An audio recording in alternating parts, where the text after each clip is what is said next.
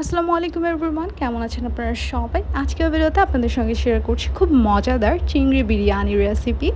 খুবই সহজভাবে করা যায় আর খুবই মজা হয়। Chicken biryani, beef biryani and চিংড়ি biryani both are not same, but চিংড়ি বিরিয়ানিটা একটু ইউনিক টেস্টের হয়।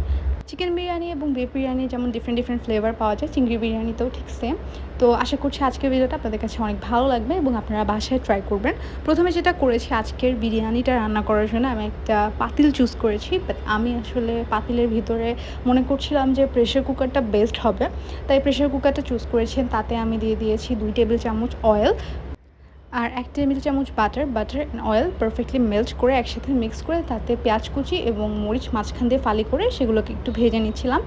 আর পাশাপাশি আমি চিংড়িটাকে প্রিপেয়ার করে নিয়েছি। চিংড়িটাকে খুব ভালোভাবে পরিষ্কার করে সেটাকে লবণ পানি দিয়ে ধুয়ে নিয়েছিলাম। আর এখন পেঁয়াজ এবং মরিচটাকে একটু ভেজে, খুব বেশি গোল্ডেন ব্রাউন না, হালকা একটু ভেজে পেঁয়াজটা যখন সফট হয়ে এসেছিলো তখন চিংড়িটাকেও আমরা পেঁয়াজ এবং মরিচের সঙ্গে ভালোভাবে ভেজে নেব।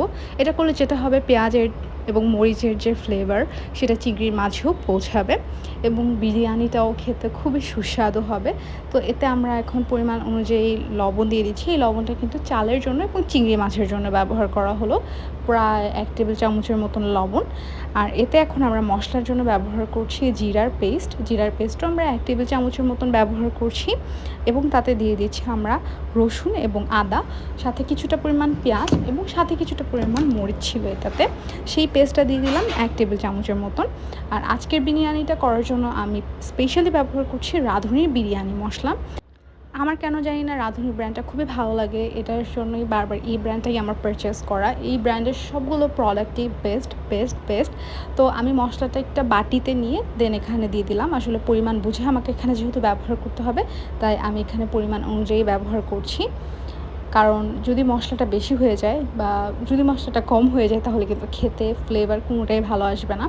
আমরা এবার সবগুলো মশলার সাথে চিংড়িটাকে খুব ভালোভাবে ভেজে নিচ্ছিলাম। তো আমার যখন মনে হচ্ছিল যে চিংড়িগুলো সেদ্ধ হয়ে গিয়েছে, মশলার ফ্লেভারগুলো চিংড়ি মাছের মাঝে পৌঁছেছে, তখন আমি চিংড়িগুলোকে একে একে তুলে নিচ্ছিলাম একটা বোলে। আর এতেই আমরা চালটা ভেজে নেব সেম প্রেশার কুকারেই। আর প্রেশার কুকারের তলানিটা একটু মোটা হওয়ার ফলে যেটা হয়, আপনার বিরিয়ানিটা লেগে যাবে না এবং খুব তাড়াতাড়ি কুক হয়ে যাবে। আপনাদের হাতে যদি সময় কম থাকে, ইনস্ট্যান্ট বানাতে চান, তাহলে প্রেশার কুকারটা নিতে পারেন। আর যাদের কাছে প্রেশার কুকারটা নেই তারা মোটা তলানিযুক্ত পাতিল চুজ করতে পারেন। আর প্রেশার কুকারের ভালো দিক হচ্ছে এটাতে দমে দেওয়ার প্যারা নেই। যেমন বিরিয়ানি কিন্তু আমরা দমে দিই, এটাতে আসলে দমে দেওয়ার এক্সট্রা কোনো ভেজাল নেই। তো আমরা এবার ধুয়ে পানি ঝরিয়ে নেওয়া চালটা ব্যবহার করছি। এখানে আমি পোলাওয়ের চালই ব্যবহার করেছি। তবে আমি এখানে যেটা করেছি, চালটাকে খুব ভালোভাবে ধুয়ে মেক শিওর করেছি যাতে এটাতে কোনো ধরনের পানি না থাকে। পানি থাকলে কিন্তু আপনার চালটা একদমই স্টিকি হয়ে যাবে, ঝরঝরে হবে না বিরিয়ানিটা।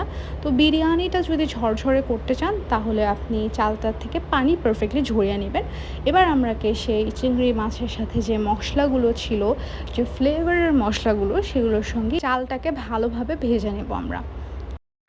তো চালটাকে ভালোভাবে পারফেক্টলি ভেজে নেওয়ার জন্য এখানে আমরা আরেকটু এক্সট্রা পরিমাণে তেল ইউজ করছি। তবে আপনি তেল না ইউজ করে কিন্তু যে মশলাটা থাকবে সেটা তো ভেজে নিতে পারেন, বাট যদি একটু বেশি ঝরঝরে খেতে চান বা একদম পারফেক্ট ঝরঝরে বানাতে চান, তাহলে আমি বলবো চালটাতে একটু তেল দিয়ে ভেজে নিন। ভেজে যখন মনে হবে যে চিংড়িটা দিয়ে দিবেন, তখন আপনারা চিংড়িটা অ্যাড করে দিতে পারেন। চিংড়িটা অ্যাড করার পরে চিংড়ি এবং চালটাকে খুব ভালোভাবে একসঙ্গে একটু মিশিয়ে নিলেন।